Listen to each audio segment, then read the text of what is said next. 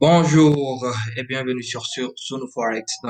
Aujourd'hui, on va faire notre premier cours sur les marchés financiers, donc sur la Forex. Donc aujourd'hui, le cours d'aujourd'hui va porter sur comment analyser une graphique. Donc ce sera le cours d'aujourd'hui. N'oubliez pas de vous abonner, de mettre un j'aime et de commenter pour qu'on puisse voir les contenus que vous aimez bien.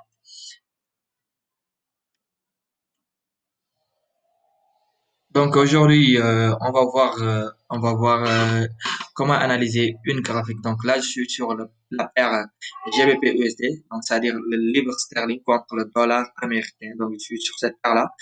Time frame, je suis en time frame daily, d'accord? Comment analyser une graphique? D'abord, il faut savoir qu'en fait, le graphique, en fait, dans le graphique, il y a ce qu'on appelle les bougies. D'accord? Les bougies, ce sont les petites particules là que vous voyez ici, éparpillées un peu partout là. Donc, c'est ça qu'on appelle des bougies. Donc, ce sont des bougies japonaises. D'accord? Donc, ces bougies-là, en fait, c'est une langage. D'accord? C'est une langage. Donc, il faut d'abord connaître la langue pour pouvoir déchiffrer ce qu'ils sont en train de vous dire. Donc, c'est très, très, très, très important de connaître les types de bougies, les différents types de bougies.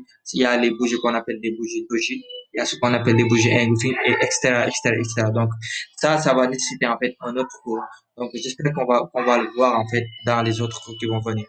Mais pour l'instant, donc aujourd'hui, comme je l'ai dit en fait, on va d'abord voir ce qu'on appelle comment analyser en fait un graphique, d'accord? Pour les tout débutants, donc il est nécessaire en fait de savoir toujours comment tracer une zone de support et comment tracer une zone de résistance. Qu'est-ce qu'une zone de support? Qu'est-ce qu'une zone de résistance? Voilà. Donc, une zone de support, c'est une zone qui va supporter les prix. D'accord? Comme son nom l'indique. Donc, une zone de support, c'est une zone qui va supporter les prix. Donc, les prix auront toujours une difficulté à casser cette zone de support-là. Parce que cette zone de support-là est en train de supporter les prix. D'accord? Donc, si je vais vous donner en fait un exemple dans la vie courante. C'est-à-dire, euh, le sol sur lequel vous marchez là. Donc, vous ne pouvez pas, en fait, comment dire, vous ne pouvez pas, en fait, c'est le sol qui vous supporte, en fait, quand vous marchez. Donc, vous ne pouvez pas casser, en fait, je sais pas comment dire, mais en fait, vous ne pouvez pas, en fait, rentrer, dans le sol. D'accord? Donc ça, c'est impossible. C'est parce que c'est le sol est en support. Donc, imaginons que vous êtes une bougie. Donc, c'est-à-dire qu'en fait, vous ne pourrez pas, casser, en fait, la zone de support qui est le sol sur lequel vous marchez. Voilà. Donc, c'est ça qu'on appelle une zone de support. Voilà. Maintenant, comment on trace une zone de support? Comme je l'ai dit, donc, quelque chose qui supporte, c'est-à-dire, ça doit toujours se mettre en fait en bas. Ça doit toujours se trouver en bas. D'accord? Donc, c'est comme ça que ça doit être. Donc, quelque chose qui supporte doit toujours se trouver en bas ou bien en dessous. Voilà. Maintenant, on va voir comment tracer une zone de support et quels sont les éléments à prendre en compte. Voilà. Donc, ici, je vais zoomer un peu en arrière. Voilà, on va prendre ici. Voilà. Bon, ici, on voit qu'en fait, les prix sont partout et nulle part. Donc, ils sont un peu éparpillés partout là. Voilà. Donc, pour bien comprendre en fait, les prix, pour bien comprendre la direction des prix, il est très, très, très important, très important en fait de tracer ce qu'on appelle une zone de support. Voilà. Maintenant, prenons exemple ici. Voilà. Vous voyez, donc, trace une zone ici, une zone de support. Voilà. Voilà. Donc, maintenant, ça devient un peu plus clair. Vous voyez, on voit qu'en fait, ici, les prix étaient dans une phase descendante, donc ce qu'on appelle une phase baissière. On peut voir qu'en fait, les prix étaient dans une phase baissière. Et ici, en fait, ils ont trouvé support à ce prix-là. D'accord? Les prix ont trouvé support à ce prix-là. D'accord? Maintenant, ça veut dire quoi? Trouver support à ce prix-là. Ça veut dire qu'en fait, dès que les prix ont touché cette zone de support-là, on a vu qu'en fait, on a eu une forte rejet, d'accord?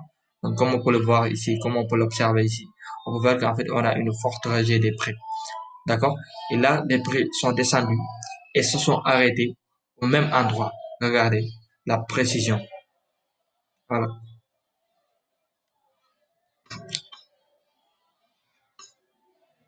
voilà. Regardez la précision. Donc ici, on peut voir qu'en fait, les prix se sont arrêtés ici une première fois. Et là, ils ont connu en fait un rejet, une très forte rejet de la part de cette zone de support-là. Et ici, ils sont descendus encore et ils se sont arrêtés net sur cette zone de support-là. Et on a eu encore une rejet et une continuation haussière, d'accord? Et ce qu'on a eu ici, donc ici aussi, la continuation haussière s'est arrêtée ici. Et là, on a eu une phase baissière, d'accord? J'espère que vous avez au préalable compris en fait qu'est-ce qu'une phase baissière. On a déjà fait une vidéo dessus, les phases baissières et les phases haussières. Voilà. Donc, allez voir celle-là avant et revenez sur cette vidéo-là pour mieux comprendre. Voilà. Bien. Comme je l'ai dit tout à l'heure, en fait, ici, on a eu cette petite phase haussière-là avant de descendre encore dans une forte phase baissière. Regardez qu'est-ce qui s'est passé ici. Donc ici, on est arrivé, les prix sont arrivés sur cette zone de support-là ici, vous voyez. Donc, on a eu donc ici une première fois. Donc, regardez le rejet qu'on a eu ici. D'accord? Les prix ne sont pas venus net sur cette zone de support, mais ils se sont quand même pas mal rapprochés sur cette zone de support. D'accord? Donc, c'est comme un aimant en fait. Donc, ça attire les prix et ça rejette. Donc, c'est ça que ça fait. Voilà. Maintenant, une première rejet là-bas. Ici, on a une deuxième rejet ici. Un deuxième rejet. Et vous voyez, ici, un troisième et dernier rejet. Donc, ça indique qu'en fait, les prix sont tenus en échec par cette zone de support-là. Voilà, donc cette zone de support-là est validée parce que les prix n'ont pas réussi à casser. Si les prix ne réussissent pas à casser une zone de support plus de 2 fois, c'est-à-dire que cette zone de support-là est valide. Voilà. Maintenant, ici, on voit qu'en fait, les prix ont cassé. D'accord? Quand les prix cassent une zone de support, cette zone de support-là cesse d'être une zone de support et devient une nouvelle zone de résistance. D'accord? Quand les prix passent une zone de support, cette zone de support-là cesse d'être une zone de support et devient une nouvelle zone de résistance. D'accord? Qu'est-ce qu'une zone de résistance? Voilà. Une zone de résistance, c'est comme son nom l'indique, c'est une zone qui résiste face au prix. Donc, qui fait le tout en fait pour tenir les prix en échec et de les ramener toujours vers le bas. Donc, ils résistent. D'accord? C'est comme le plafond en fait. Donc, on peut pas casser le plafond. D'accord? Même si on saute en fait jusqu'à toucher le plafond, on va toujours redescendre. Donc, c'est ça une zone de support. D'accord? Donc, je vais vous donner un exemple ici. Voilà. Ok. Regardez ici. Donc, voyez maintenant comment les zones de support en fait ils rendent en fait les prix plus lisibles en fait. Vous voyez? Voilà. Donc c'est ça. Donc ici, regardez ce qui s'est passé ici. Donc comme je l'ai dit, nous étions dans une phase baissière. Donc voilà, phase baissière. Les prix sont revenus sur cette zone de support-là. Ils ont eu un rejet. Ils sont revenus dessus. Rejet encore. Donc, les prix sont allés directement aller tester en fait cette zone de résistance-là. D'accord? Donc, les prix sont allés directement tester en fait cette zone de résistance. Et on peut voir qu'en fait, il y a eu un échec total. D'accord? Donc, c'est-à-dire quoi un échec total? Donc, il y a eu un échec de la part des prix, mais il y a eu victoire en fait de la part de cette zone de résistance. Parce que cette zone de résistance a fait son rôle.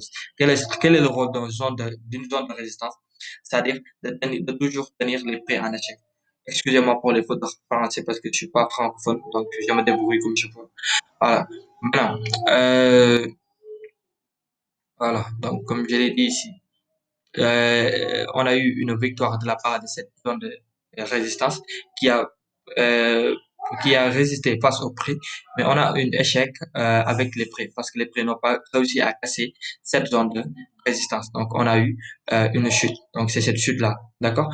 Et les prix sont revenus dessus encore une fois, d'accord? Pour retester encore cette zone de résistance, retester s'il y a toujours de la force, s'il peut casser oui ou non, d'accord? Mais regardez comment cette zone de résistance est parvenue en fait à résister en fait une belle, avec une, en fait, comment cette zone de résistance est parvenue en fait à résister face au prix. D'accord? Et on voit qu'en fait, ça a tenu les prix en échec, d'où cette petite chute-là des prix. D'accord? Ils sont revenus dessus encore une troisième fois, échec encore. Donc, les prix ont entamé une phase baissière pour aller vers cette zone de support-là. J'espère que vous avez bien compris, en fait, qu'est-ce qu'une zone de support et qu'est-ce qu'une zone de résistance. Zone de support, ça soutient les prix. En fait, ça, comment dire, ça supporte les prix. D'accord? Donc, il empêche les prix de casser cette zone-là. D'accord? C'est une zone, en fait, qui, c'est une zone dont les prix n'arrivent pas à casser vers le bas. D'accord? Donc, les prix n'arrivent pas à casser une zone de support. D'accord? Une zone de résistance, c'est une zone qui tient les prix en échec toujours. D'accord? C'est ça une zone de résistance. Donc, c'est une zone qui réussit à tenir les prix en échec et de les maintenir toujours vers le bas. Voilà. Donc, c'est ça qu'on appelle une zone de résistance. Voilà. Support zone, resistance zone. Et voilà. Donc, c'est ça, en fait, ce qu'on appelle les plus importantes euh, lignes ou bien zones qu'on doit apprendre pour pouvoir lire une graphique. Maintenant, vous voyez comment le graphique, il est lisible, en fait. Maintenant, pour revenir sur ce que j'ai dit tout à l'heure, c'est-à-dire une zone de support cassée, parce que tôt ou tard les prix vont casser. Donc, si on casse une zone de support, donc cette zone de support va cesser d'être une zone de support, mais va devenir en fait ce qu'on appelle une nouvelle zone de résistance. Regardez ici, je vais vous montrer un exemple patent. Voilà. Mhm. Regardez ce qui s'est passé ici. Ici, on a eu les prix ont échoué plus de trois fois en fait à casser cette zone de support-là. Mais ils ont enfin réussi ici à casser cette zone de support. Et regardez ici ce qui s'est passé. Les prix sont revenus tester en fait cette ancienne zone de support-là, donc nouvelle zone de résistance. Et on peut voir qu'en fait cette zone de résistance tient le coup parce que on a eu un rejet de la part de cette zone de résistance, ancienne zone de support. D'accord? Donc c'est comme ça que ça va se passer. Donc, si les prix cassent une zone de support, cette zone de support cesse d'être une zone de support et devient une nouvelle zone de résistance. Si les prix cassent une zone de résistance, cette zone de résistance cesse d'être une zone de résistance et devient probablement une zone de support. Voilà, donc c'est ça pour le premier cours en fait sur comment analyser un graphique. Voilà, donc support, résistance, très important. L'exercice que je vais vous donner aujourd'hui, c'est que vous allez aller en fait sur vos graphiques, TradingView ou bien comment dire, MetaTrader et tracer des zones de support et de résistance et de vous entraîner sur ça. Jusqu'à la prochaine cours. Allez, merci beaucoup. Donc n'oubliez pas de vous abonner et de laisser un like. Bye.